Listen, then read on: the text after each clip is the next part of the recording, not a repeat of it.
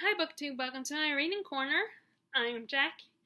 So I wasn't gonna film a video today, but I decided to film quite a few, at least 3 videos before I go for my run because as I've said in the last video I filmed another video, it's awesome that I could technically go running now because it's still bright and sunny out and it's 5:15 actually. So I'm gonna film these 2 videos real quick.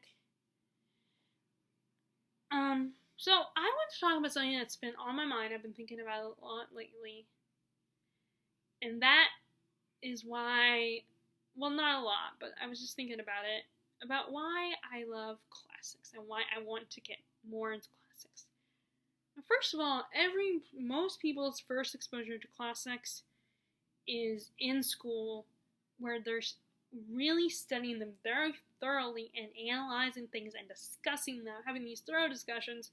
Now, of course, I'm a nerd, so I kind of like the discussions, but even I, don't, because there's the books necessarily that I would want to discuss aren't necessarily the books that we're going to read. And so, for someone like me, who I am a self-proclaimed nerd, geek, whatever you want to call it, it ruins some of these classics for me. Like, we studied so much of Canterbury Tales, and I was more interested in the first 3 books. First of all, I was glad I could say I read both Beowulf and Sir Gawain and the Green Knight, which I refer to as GG.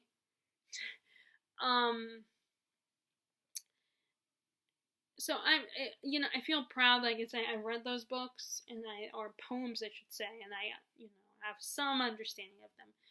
But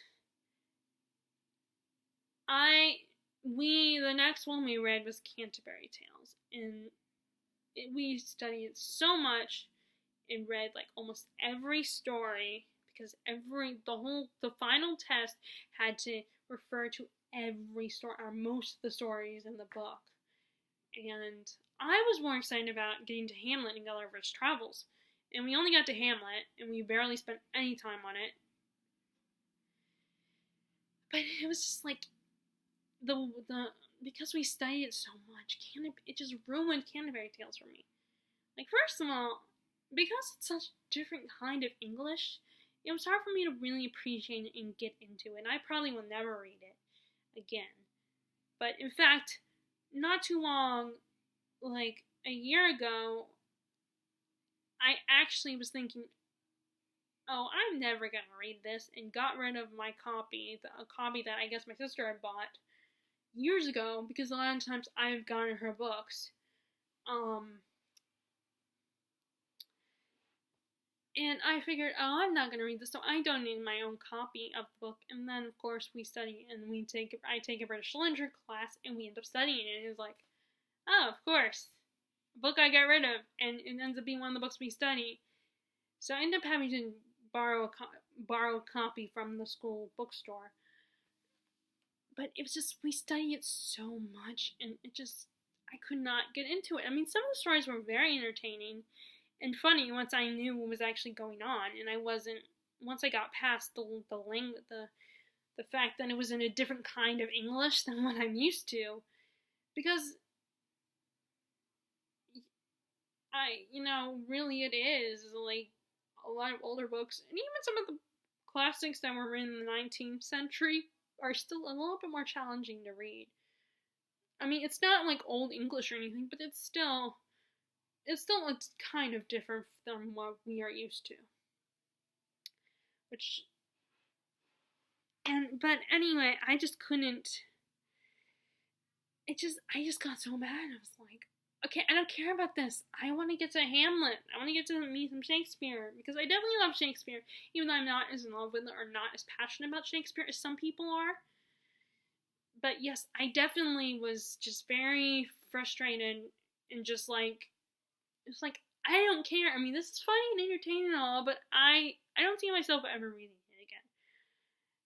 But to me, classics hold value in a lot of ways for readers. I mean, you still have an engaging, intriguing, fascinating story about real people. Well, not real people, but you know what I mean. And I feel like there's so much more depth to classics than people, that sometimes is almost too much depth. But because we are so spoiled by books that are so much easier to read, and I think part of the problem is I'm so used to reading young adult books for the longest time. That's mostly what I read, and it's so much more simpler, the writing style. But classics are just they do provide engaging, intriguing stories, and I'm currently reading The Count of Monte Cristo, and it's such a thrilling tale, and the only thing that would stop someone, I think, from reading is because it's so long, and the way people wrote back then is so much more different. Is so different from today, because there's so much more, like, a lot of times they have a lot of characters having very thought-provoking moments, like moments where characters are just sharing what they're thinking, or like, when the author's sharing what the character is thinking, and they spend so much time describing that character's thoughts. And, like, while today's modern books, not just young adult books, but adult books too, that they basically, yes, they might describe a little bit of the character's thought process, but they get straight to the point of the action. Like, today's authors have to write, like, you have to do, like, I almost feel like you could argue that back then a lot of authors wrote more tell than show. And now it's a little more simple and a lot more tell. I mean, a lot more show than tell. But you still get such intriguing, entertaining stories. And the other thing about classics that I feel like is that when I read them, I feel smart just by reading them, because the vocabulary is very different. Like, I've had to, like, the day before, I ended up looking up on Thursday, and just having to look up words, like, a lot of British classics use words like countenance all the time. And so their vocabularies, they have bigger, stronger, more vast vocabularies.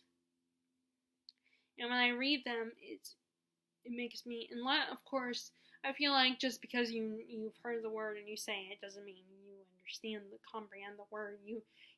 It's probably good to look up the words as you read them, which is, I want to get into that habit. And I think reading these classics also affects the way, like, I feel like in a way when I read these books, it alters the way I interact, the way I speak to people. Because I want to be more eloquently spoken the way it sounds in these classic books that I read.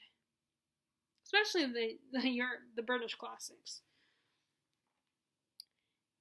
So it definitely really affects. So it's not just an engaging story. It also really does, I think it really helps increase, your intelligence in a way. And, like, what else? And classics are just, I mean, they're not much different than a lot of today's books. It's just, like, a lot of authors are inspired by Lord of the Rings. Now, Lord of the Rings is one of the classics I haven't read because it's just, because there's so much descriptive language, it kind of hard sometimes. Every time I've started reading the Fellowship, I've gotten a little bored. I hate to use that word, but yes, I just don't have the urge to go back into it. Plus, it does not help that I watched the movie quite a few times. Both movie, off the whole trilogy, the movie version several times. And so I'm thinking, okay, I've seen and yes, I realize the book has so much more detail, so much more is in the books than the movies. But I do feel like, okay, I know the story. So the fact that there is so much more descriptive language, so many more words in the books, it's like, it makes it feel even more tedious. Which is funny because I have no problem with The Count of Monte Cristo, but to be fair, it's been a long time since I have watched The Count of Monte Cristo, the movie. And right away, as I did my video, in the video where I discussed the first 30 chapters and what I've read so far of that book, it's still, there's so much more that's not in the movie. Like, you get the basic story of our main character, Edmond Dantes, being framed for being a Bonapartist, end up in jail, and then he meets a priest who teaches him things and he is somehow able to escape, and his goal is to get revenge, and he goes after the people who wronged him and put him in jail in the first place, and you get that basic story. But there's so much more political intrigue in the original Count of Monte Cristo novel that I feel like you miss out in the movie. Like, unless, of course, if you know your history, then maybe it won't be so much of a big deal. But in the book, there's so much more. There's more talk of what happened back then and what the whole being a Bonapartist meant. That whole thing, which I think is really cool because I like historical political intrigue. Like, I don't want to read about today's politics. I don't care about today. I may do to an extent, but when I read, I want to escape. So if I'm gonna read a political book, it's gonna be the politics of history of back then. Hi, Sophie.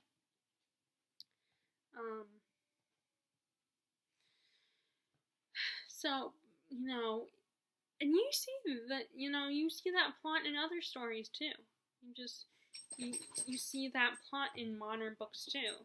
Like, in a way, in Throne of Glass, the main character is trying to get revenge for her fairy kingdom and fight against the human tyrant that she has perceived. And you see all those kind of stories in modern fantasy today, in modern fiction today. It's just classics are written a little bit differently.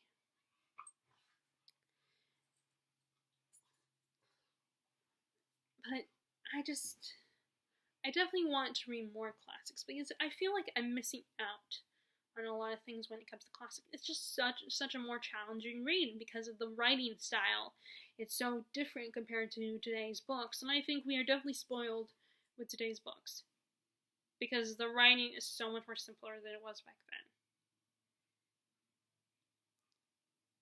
So that's really all I have to say about classics, plus the tiredness, because I think when I eat chocolate it makes me tired.